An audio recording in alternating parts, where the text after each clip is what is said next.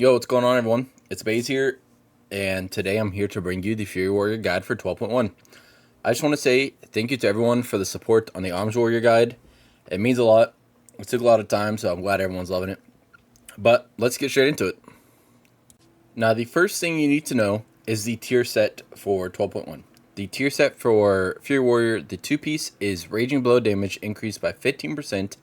During Recklessness, Raging Blow extends the duration of Recklessness by 2 seconds up to 6 seconds. And the 4-piece, as of yesterday, was updated.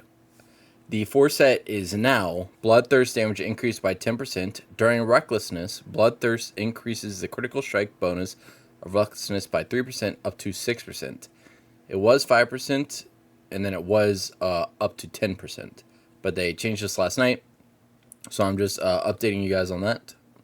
Now, in terms of stats, Fury Warrior's best stats are Haste, Mastery in that order, and then the last two are Crit Verse. They're just your weakest two. Now, you will at some point DR on Haste Mastery. You'll get some diminishing returns. So, if you want, you can just go to raidbots.com, download the add-on SimC. Once you're in game, do /SimC, copy and paste that into raidbots.com, and you can just see which piece of gear, which rings, which neck end up being best for you once you are fully max item level. That's the only time stats really matter. Now, I get this question all the time. What is better, Slayer or Thane? And in reality, they kind of equal each other out. Thane is about 5% ahead in AoE, and Slayer is about 5% ahead in single target. So, for example, in a single target heavy or a boss heavy dungeon, like let's say it's a 4 boss dungeon, then you're going to want to run Slayer most likely. And if it's an ad heavy dungeon like 3 bosses, then you're probably going to run Thane. Like, for example, in King's Rest, you're going to want to run Slayer 100% because there's really not that many big pulls you do. Like, you do one big pull in the first part, and then after that, you do one before the second boss, and it's pretty much low pull count. So, and then for bosses, if it's single target boss, you're probably going to want Slayer.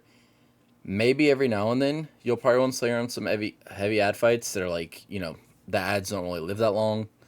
But in the first few weeks, I could see Thane being better in heavy ad fights. It's just really going to depend on the fight. Really, if you want to know what's best, look at Warcraft logs, and you can see, okay, the boss was killed this week.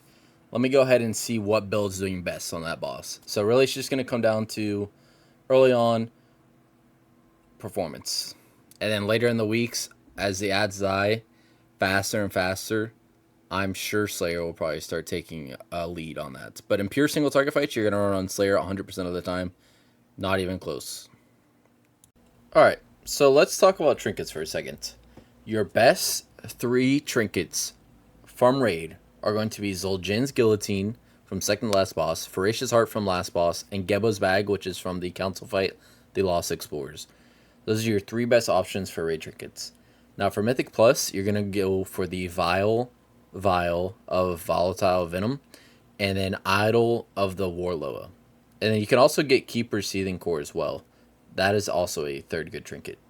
But they might be trinket tuning. So if you want to be safe, just focus on Zul'jin's Guillotine and Voracious Heart for your raid. If you don't raid, just go for the Vial and Idol of Loa. So this is the single target build you're going to want to run for any single target encounter in the raid. You're not going to run this in Mythic Plus at all. So if you haven't played Slayer, the core gist of it is that you get sudden death procs throughout your rotation. And you want to prio spinning these because when you spin them, you get CDR on your Blade Storm. And then you also have a Slayer Strike and you have Reap the Storm. Okay. Now, the whole basis of this is just getting as many Rampages, Blade Storms, and Sudden Deaths out as much as possible. That is like the base foundation of Slayer Fury. And then the second build you're going to run is this AoE build for Slayer Fury. Now, the way this one functions, the biggest change here is that you have Rampaging Ruin. While Improved Whirlwind is active, Rampage's final strike slams the ground dealing physical damage to all enemies within 8 yards of your target, and it's reduced damage beyond 5 targets. Now, basically what this means is you're going to be spamming Rampage quite a lot now. It's actually, they buffed this quite a few times on PTR, and it's actually pretty cool. You know, it was weak in Season 1, but now it's actually pretty strong, and you'll see that once we get into the rotation later. And then I just want to show this one. This is Mountain Thane, and you're never gonna run Mountain Thane in single target, okay? But the gist of Mountain Thane is you get Thunderblast procs, okay? So when you avatar, you're gonna get 2 charges of Thunderblast, and basically in AOE, you're gonna be spamming Thunderclap and Thunderblast as much as possible, especially in big pulls. You're just gonna be spamming the crap out of it. So that is the TLDR of the 2 different specs and what they do. Your CDs are Avatar for Mountain Thane, and normally Odin's Fury. As you see, we don't take it as Mountain Thane, and the reason for that is just quite honestly, Odin's Fury isn't as strong as it used to be. We're paying tax for the Nurbar Palace incident when Fury Warrior was just too strong, and Blizzard can't quite seem to get the balance right with his talent. You know, if they make the burst too strong with it, then it just kills everything. So, yeah, as you'll see, it's gone. And that's pretty much all you need to know. It's pretty straightforward spec, and we can just get straight into the rotation. Okay, so this is for single target Slayer. So you're going to Recklessness, Rampage over 100 Rage, Rampage as much as possible immediately before using Bladestorm, and this is due to the Apex talent Strength buff, resulting in a bigger Bladestorm. 3, you are then going to Bladestorm. Then you're going to Execute with Sudden Death, Rampage if Hack and Slash is not active. 6, you're going to Crushing Blow, Odin's Fury, Execute, Bloodbath. That is your priority single target rotation during your cooldowns. Now, this is what the rotation will look like in practice. I did get a lot of feedback to get a GCD history tracker of what button I was pressing, so I downloaded the add-on just for you guys. It'll be right above my health bar. So, let's get into it. So for your opener, you are going to Recklessness into Charge. And then you will Rampage as much as possible immediately before using Bladestorm, okay? Then you will Bladestorm. If you have any sudden death procs after that, you will use them. You will then Rampage if you don't have Hack and Slash active. You can see that in the top right. After Hack and Slash is active, you will then Crushing Blow, Odin's Fury, Execute, Bloodbath. That is your priority rotation, okay? Alright, now let's talk about AoE, which is most of the time going to be Mountain Thane. And there are 2 things here I just want to address first, and then we're going to get into the rotation. The first thing you need to know is that in your Recklessness window, when there are more than 6 targets, you're going to spam Thunderclap as much as you can. If you're outside of your Recklessness window, you do not spam Thunderclap. You only use it to make sure that you have your Whirlwind buff active. I just wanted to get that out there and make that clear before I go over this list. Okay, so your priority rotation during cooldowns is going to be Recklessness into Charge, okay?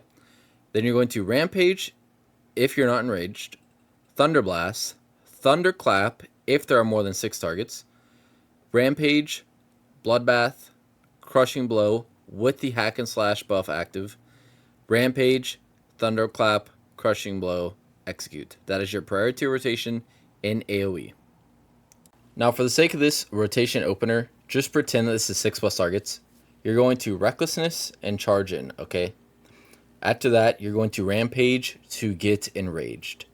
Then you will Thunderblast. It's going to be on CD, so then you weave in a Bloodbath, and then you Thunderclap or Thunderblast, whichever one is up. You just keep weaving those in. It's basically a rotation of Rampage, Thunderblast, Bloodbath, Rampage, Thunderclap, Bloodbath, Rampage, Thunderblast, Bloodbath. You just keep weaving those in. Now, see here, Rec went off CD a little short there. When you get the new tier set, you're in Rec window for like 45 seconds. It is a very long time. So, just prepare for that. Alright, now Slayer is very easy for AoE. I'm not kidding you. all you're doing is spamming Rampage and making sure you have your Whirlwind stacks at all times. And then you're also making sure you weave in about four Raging Blows, which is Crushing Blow in Reckless this window. You just want to weave in the Crushing Blows because it's going to extend your Recklessness, okay? Now, this is live, so I don't have the new 4-piece yet, but that is going to be your rotation. I tried logging on PTR to show it. It wasn't working for some reason, so I'm just showcasing it here. But I'm not kidding. You just spam Rampage as much as you can in your Recklessness window because of Rampage and Ruin. That is all that you're doing. And making sure that you're weaving in Raging Blows or Crushing Blows so that you extend your Recklessness window. And that's it. It's that simple. So let's talk about enchants. For enchants, your best weapon enchant is going to be Berserker Rage or Arcane Mastery. This will come down to the gear that you have. Honestly, I hate to say sim yourself. I really do.